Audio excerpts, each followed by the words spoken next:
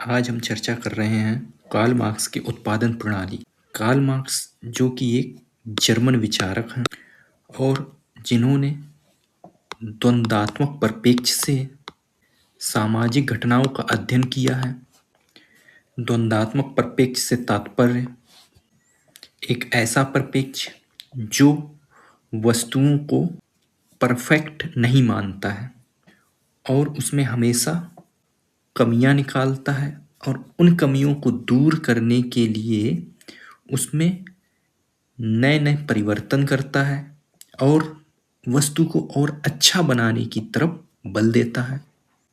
Karl Marx जो 1818 में पैदा हुए और 1883 में इनकी मृत्यु हो गई। कार्ल मार्क्स के जो उत्पादन प्रणाली है उसकी पृष्ठभूमि और उद्देश्य को जानते हैं।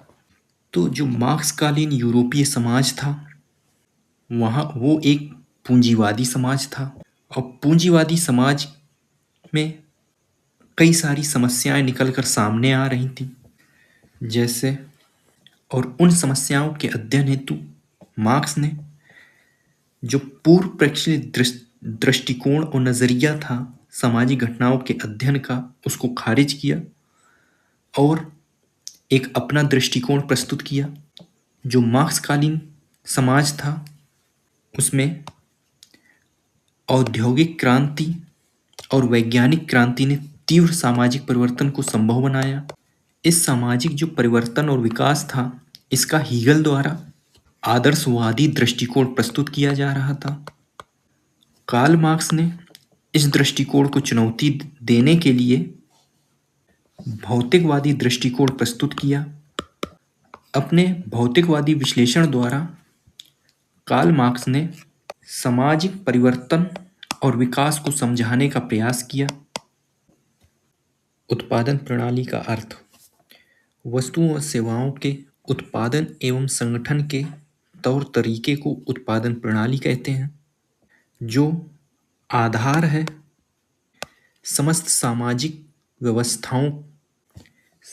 व्यवस्थाओं से तात्पर्य पूंजीवादी व्यवस्था, समाजवादी व्यवस्था, साम्यवाद, सामंतवादी व्यवस्था इत्यादि जो व्यवस्थाएं हैं उनका आधार है उत्पादन प्रणाली और इसी के आधार पर ही समस्त अंगों का निर्माण होता है। यहाँ समस्त अंगों से तात्पर्य सामाजिक, आर्थिक, राजनीतिक इत्यादि। अर्थात मार्क्स उत्पादन प्रणाली को समाज की अधोसंरचना के रूप में स्वीकार करते हैं और समाज के अन्य अंग जैसे कि राज्य, प्रथा, कानून, विचारधारा, नैतिकता इसको अधिसंरचना के रूप में स्वीकार करते हैं और कहते हैं कि समाज की अधोसंरचना में परिवर्तन समाज की अधिसंरचना में परिवर्तन को लाएगा। इसमें चेंज होगा तो इसमें भी चेंज आएगा। यहाँ मार्क्स उत्पादन प्रणाली के दो पक्षों की चर्चा करते हैं, एक उत्पादन की शक्तियाँ और दूसरा है उत्पादन के संबंध। उत्पादन की शक्तियाँ मनुष्य का प्रकृति पर नियंत्रण करने की क्षमता, जिसके अंतर्गत कच्चा माल अर्थात वे वस्तुएं पदार्थ जिन्हें श्रम प्रक्रिया द्वारा पक्के माल में बदला जाता है।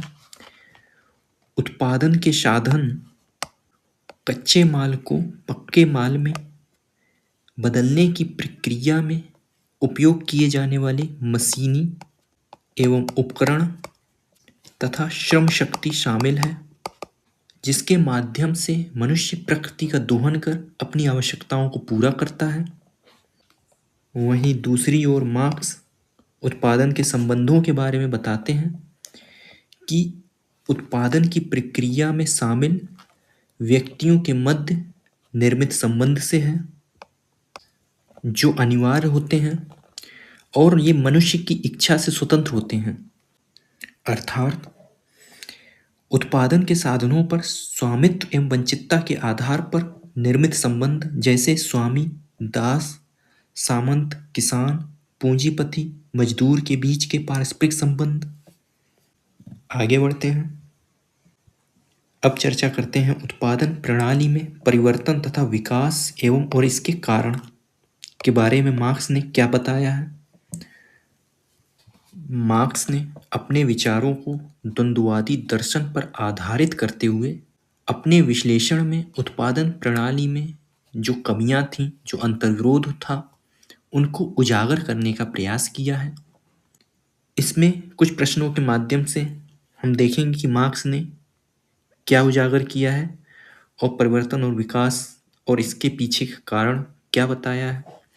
किसी समाज में उत्पादन की शक्तियां और उत्पादन के संबंध के मध्य क्या संबंध पाया जाता है, तो मार्क्स कहते हैं कि किसी समाज में जो उत्पादन की शक्तियां और उत्पादन के मध्य संबंध हैं, उनमें सापेक्षता का संबंध पाया जाता है।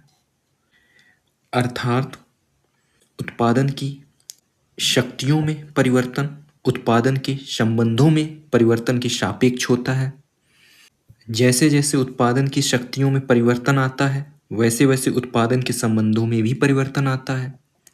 जैसे उत्पादन की शक्तियां जब कम विकसित हुआ करती थीं, सरल तकनीक थी और किसी रूप में उत्पादन का कार्य जैविकी ऊर्जा के द्वारा होता था, जैसे जो खेती होती थी शुरुआती स्तर में, वो मनुष्य स्वयं हल जोत कर करता था, तो उत्पादन के जो संबंध थे वो सामंत और किसान के मध्य संबंध के रूप में था।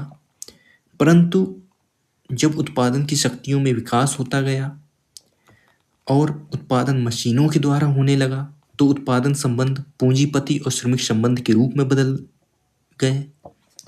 जैसे जब बड़ी बड़ी मशीनों का विकास हो गया, लार्ज स्केल पर प्रोडक्शन होने लगा, सफ़ेद पोश कर्मचारी वर्ग आ गया और ब्लू कॉलर कर्मचारी वर्ग आ गया, तो एक तरफ पूंजीपति हो गए और दूसरी तरफ जो श्रमिक थे उन वो हो गए और उनके मध्य एक संबंधों का विकास हुआ।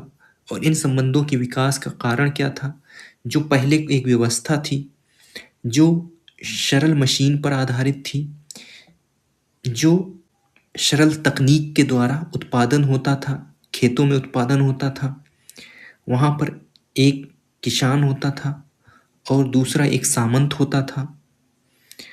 तो जब तकनीक सरल थी तो संबंध किसान और सामंत के रूप में थे। जैसे जैसे टेक्नोलॉजी ग्रो करती गई, वैसे वैसे उत्पादन के संबंधों में भी परिवर्तन आने लगा। उत्पादन की शक्तियाँ कभी स्थिर नहीं थीं, बल्कि तकनीकी विकास के कारण इनमें निरंतर विकास होता गया और इनके विकास के साथ साथ इनका पहले से प्रचलित जो उत्पादन संबंध था, उनके साथ तनाव बढ़ा, जिसकी अभिव्यक्ति पुराने उत्पादन संबंधों में वर्ग संघर्ष के रूप में होती है।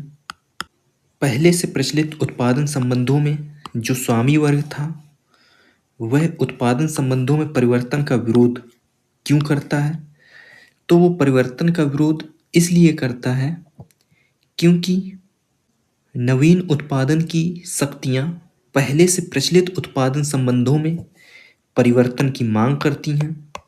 जब उत्पादन की शक्तियाँ अपने विकास के चरम पर पहुंचती हैं, तो पुराने उत्पादन संबंधों के साथ इनका सामंजस्य समाप्त होने लगता है और पुराने स्वामी वर्ग के विरोध के बावजूद नए उत्पादन संबंध अस्तित्व में आते हैं और इसी के अनुरूप जो अधिसंरचना के अन्य तत्व भी चेंज होते हैं।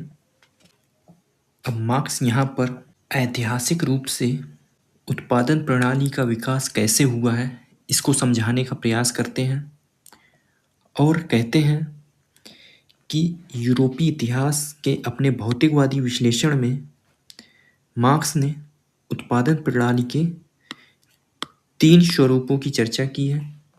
प्राचीन उत्पादन प्रणाली, सामंतवादी उत्पादन प्रणाली और पूंजीवादी उत्पादन प्रणाली। जबकि एशियाई समाज के विश्लेषण में मार्क्स ने अलग से एशियाई उत्पादन प्रणाली की चर्चा की है और इस उत्पादन प्रणाली में कुछ लक्षणों की चर्चा की है। जैसे एशियाई समाज की उत्पादन प्रणाली में सामूहिक स्वामित्व था, राज्य कमजोर थे, उत्पादन प्रणाली रूढ़िवादी थी, अर्थात उसमें कोई नवाचार नहीं था, यहाँ बुर्जुआ वर्ग का अभाव था इत्यादि का उल्लेख उन्होंने एशियाई समाज की उत्पादन प्रणाली को समझाने में किया है। और मार्क्स ने यूरोपीय इतिहास के विकास क्रम में सर्वप्रथम आदिम साम्यवादी समाज की चर्चा की है, जहां उत्पादन की शक्तियां अविकसित थीं, जीवन निर्वाह उत्पादन होता था, फलतः निजी संपत्ति, वर्ग और शोषण का अभाव था। तकनीक जैसे जैसे विकसित होती गई, नई उत्पादन प्रणाली जैसे प्राचीन उत्पादन प्रणाली अस्तित्व में आई, जहां अतिरिक्त उत्पादन के साथ निजी संपत्ति का उद्भव हुआ और उत्पादन के संबंध के रूप में दास मालिक संबंध अस्तित्व में आए। यहाँ दास मालिक की निजी संपत्ति होता था, जिसका प्रयोग मालिक अपनी सेवा के साथ साथ उत्पादन के साधन के रूप में भी करता था।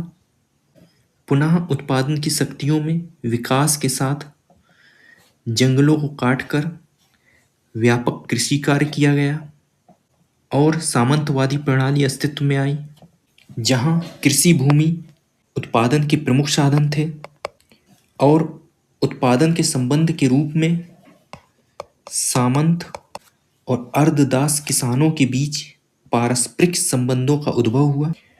पुनः मशीनों के आविष्कार के साथ उत्पादन के साधन के रूप में कारखाना प्रणाली अस्तित्व में आई, जहां लार्ज स्केल प्रोडक्शन होता था और उत्पादन के संबंध के रूप में पूंजीपति और श्रमिक संबंध अस्तित्व में आए, जिसको मार्क्स ने पूंजीवादी उत्पादन प्रणाली की संज्ञा दी।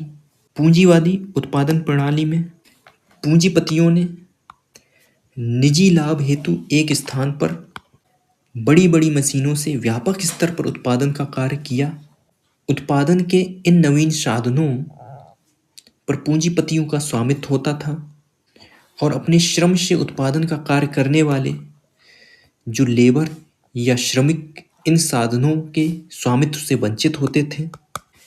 इस प्रकार मार्क्स के अनुसार उत्पादन की इस प्रणाली में पूंजीपतियों के द्वारा श्रम का जटिल विभाजन किया जाता था, जो पूंजीपतियों के लिए लाभकारी होता था और श्रमिकों के लिए यह हानिकारक परिणाम उत्पन्न करता था।